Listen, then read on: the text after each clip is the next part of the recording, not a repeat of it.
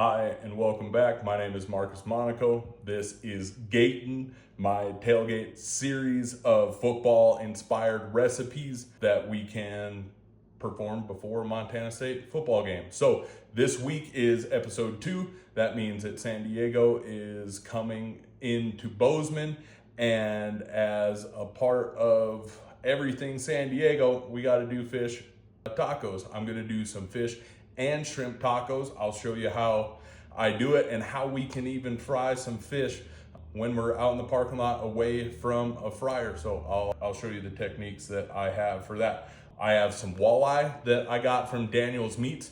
Nothing says fish taco Montana State style more than a walleye fish taco. I also have some big jumbo shrimp that I was able to get from the crew down at Daniel's. You can see my breading station is set up here. So a 3-part breading station. I'm gonna have flour and egg wash and some panko breadcrumbs to kick the flavor up on this a little bit. I'm gonna add just some general seasoning, Alpine Touch from the guys at Alpine Touch, just an all-purpose base seasoning. Add that to our flour here, just to create a baseline. And then secondly, their new Montana Verde seasoning, I'm gonna add that into the breadcrumbs so that we can add just a little bit of kicked up flavor. We want to get a nice light breading on these fillets. They're not very thick, and panko adds unbelievable crunch while also not cooking too quickly. So we will go with the 3-part dry, wet, dry method. We want to just dabble it off, get our fish into the flour, make sure we're covered everywhere nicely. And then we're going to take that right into our egg wash. This egg wash looks a little more yellow than most. A secret trick that I really enjoy on anything fried, especially fish, pork, or chicken, is to add a little shot of yellow mustard to the egg wash. Sounds a little goofy, but it is a wonderful little tang of flavor that is easily added and found throughout. So get that nice and breaded, put it over here to the side, and we will do the rest. Okay, now I want to show you how we would set up a outdoor or parking lot fryer setup. So just one of these heavy duty aluminum cake pans. Go right down on your griddle, and then we're gonna take some frying oil.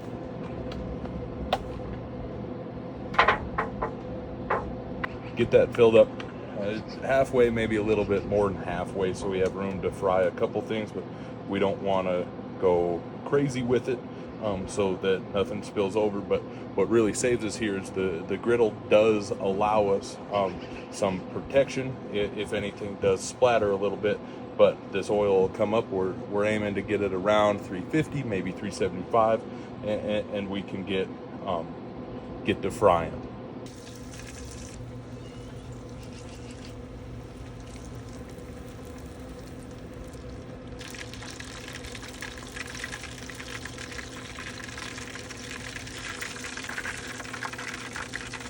Fish is done.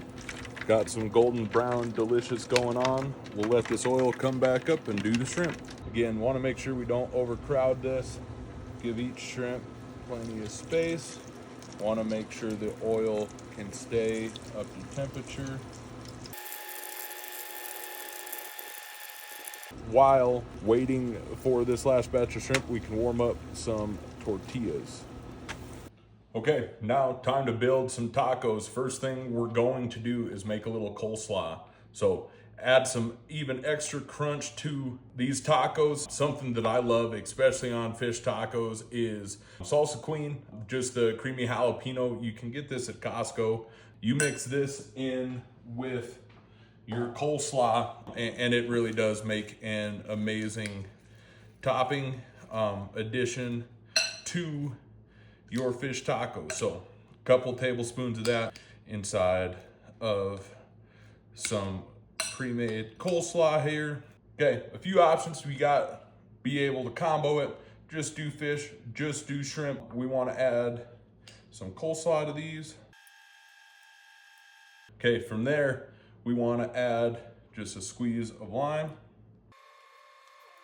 If you're like me and you like it extra spicy, some great taco sauce, whatever's your favorite, this Yellow Bird habanero, that one's my favorite for all tacos, but especially these fish and shrimp tacos. So as generously as you like. And then lastly, for a nice little salty pop. All right, let's do a quick recap over these fish and shrimp tacos for this week's home game versus San Diego. So we took some great products from down at Daniel's. We got some walleye, we got some jumbo shrimp.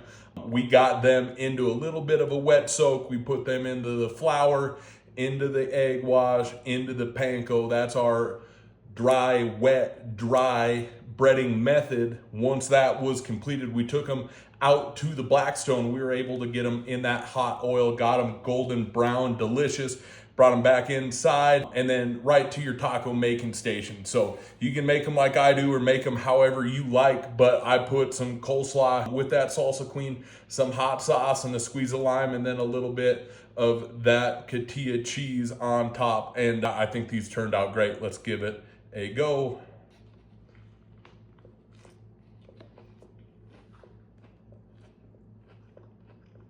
Wow. You guys are gonna dig those. That's hard to quit eating. So please give this a go. Wow.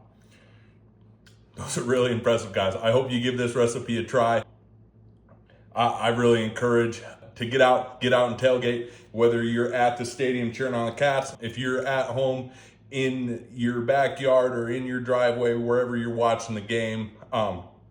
Please give this recipe a try. I hope you enjoyed as much as I do. I'm gonna knock these out. So shop local, eat good, go Cats. See you next week.